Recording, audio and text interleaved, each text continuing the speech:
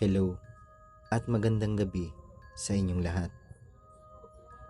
Ako nga po pala si Arman at ito ang aking kwento taong 1998. Hindi ko akalain na ang simpleng biyahe ko pauwi ang magiging dahilan para makita ko ang isang bagay na dapat ay hindi umiiral.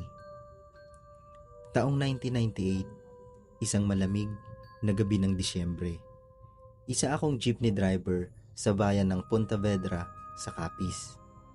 Karaniwan kong biyahe ay mula sa bayan papunta sa Barangay San Roque, isang liblib na lugar na halos wala nang sumasakay pagsapit ng alas 9 ng gabi. Sanay na ako sa katahimikan ng kalsada at sa katahimikan ng probinsya, pero ang gabing iyon ay ibang-iba. Alas 10 na ng gabi nang magpasya akong umuwi. Wala na akong pasahero at ang jeep ko'y halos wala ng laman maliban sa ilang panindang ipinadala sa akin ng isang suki para i-deliver bukas ng umaga. Pinili kong dumaan sa lumang daan papuntang San Roque. Mas mabilis kasi iyon, pero bihirang dumadaan ng iba roon. May mga kwento kasi na may nagpapakita raw na ligaw na kaluluwa sa daang iyon, pero hindi ako madaling matakot. Sa loob ng 7 taon ko bilang driver, ni minsan ay wala pa akong nararanasang kakaiba hanggang sa gabing iyon. Habang binabaybay ko ang makipot na kalsada, napansin kong may isang babaeng naglalakad sa gilid ng daan. Maliwanag ang buwan, kaya kitang-kita ko siya. Nakasuot siya ng lumang saya at may manipis na belo sa muka. Napakunot noo ako. Sa ganitong oras, sino pa ang naglalakad sa ganitong lugar? Pinahinto ko ang jeep sa tabi niya at itinapat ang ilaw. Ate, saan kayo papunta? Sakay na at gabi na. Dahan-dahan niyang itinaas ang kanyang ulo. Sa ilalim ng manipis na belo, sumilip ang kanyang mga mata. Madilim, halos walang puti. Nanginig ang mga kamay kong nakahawak sa manibela. Napatingin ako sa paligid. Wala akong nakikitang ibang tao. Sa liblib na lugar na ito, malabong may ibang dumaan para sunduin siya. Ayaw ko mang sumabay sa kaba, hindi ko siya kayang iwan sa gitna ng dilim. Binuksan ko ang pinto. Sakay na po, sabi ko, kahit may parte sa utak ko ang nagsasabing, huwag.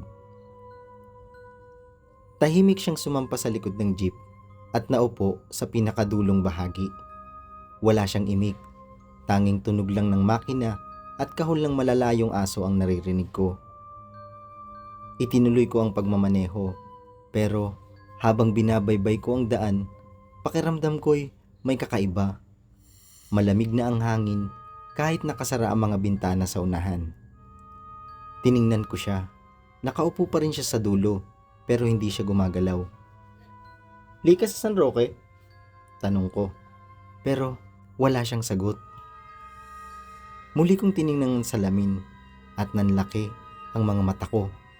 Wala siyang refleksyon. Gumalaw ang anino sa likod ng jeep at sabay noon ay may narinig akong mahina, halos pigil na paghinga.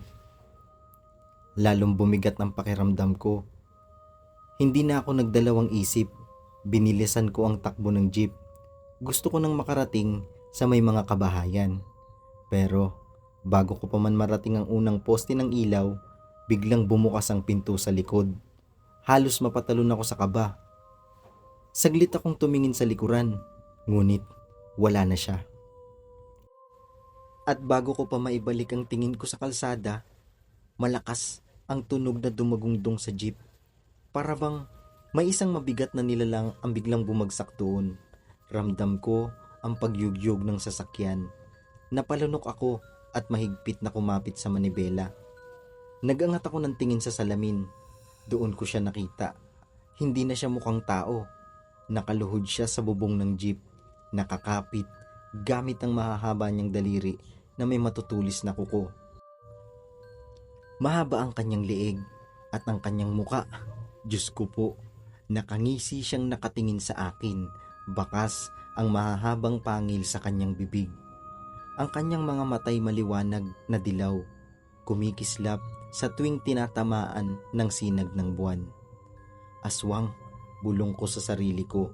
Halos hindi ko naririnig ang sarili kong boses sa takot.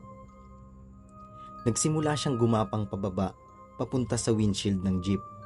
Doon ako natauhan. Ibinaba ko ang paa sa linyador at pinaharurot ang jeep sa makipot na daan. Humaginit ang hangin sa bilis ng takbo ko. Pero hindi pa rin bumibitaw ang nilalang. Sinimulan niyang kalmutin ang harapan ng windshield. Pilit na sinisira ito gamit ang matatalas niyang kuko. Huwag ka sanang mabasag, huwag ka sanang mabasag. Paulit-ulit kong sinasabi sa sarili ko habang pilit kong idinidikit ang katawan ko sa manibela. Sa gilid ng aking paningin, may nakita akong maliliit na kubo sa may bukirin. Senyales na papalapit na ako sa unang bahay sa San Roque. Pero hindi na ako makakapaghintay pa. Bigla akong lumiko sa kaliwa. Halos tumaob ang jeep sa bilis ng pagmamaniobra ko. Naramdaman kong nawala ang bigat sa bubong. Nahulog siya. Sa gilid ng mata ko, nakita kong bumagsak siya sa kalsada. Gumugulong sa lupa at mabilis na bumangon. Pero hindi na ako lumingon pa. Itinuloy ko na lang ang pagpapatakbo hanggang marating ko ang unang bahay sa baryo. Huminto ako sa ilalim ng isang poste ng ilaw, hinihingal at pawis na pawis, sa kabila ng malamig na gabi. Doon ko lang napansin ang 3 mahahabang galos sa bubong ng jeep, parang pinunit ng matalim na kuko. Hindi na ako nakatulog ng gabing iyon. Kinabukasan, ikinuwento ko ang nangyari sa isang matandang kapitbahay, si Ka Luis, na kilalang albularyo sa baryo. Tahimik lang siyang nakikinig. Tapos ay bumuntong hininga. Matagal nang may naglilibot na aswang sa daang iyon. Matagal nang may mga nawawalang tao sa lugar. Pero hindi natin sigurado kung anong nilalang ang gumagawa. Aniya. Kinabukasan, isang balita ang kumalat sa San Roque. May natagpo ang patay na babae sa gilid ng lumang daan. Putol ang kalahati ng katawan niya at wala na ang mga lamang loob. Sabi ng matatanda, biktima siya ng aswang. At hanggang ngayon, hindi ko alam kung anong sinapit ko nung gabing iyon. Swerte ba akong nakaligtas? O malas ako dahil nakita ko ang isang bagay na hindi ko na kailanman mabubura sa isip ko. Ngayon, tuwing dumadaan ako sa lumang daan sa San Roque, palagi akong may baong bawang at buntot ng pagi sa ilalim ng upuan ko. At sa bawat biyahe ko, lagi kong ipinagdarasal na hindi ko na muling makikita ang aswang sa lumang daan ng Barangay San Roque.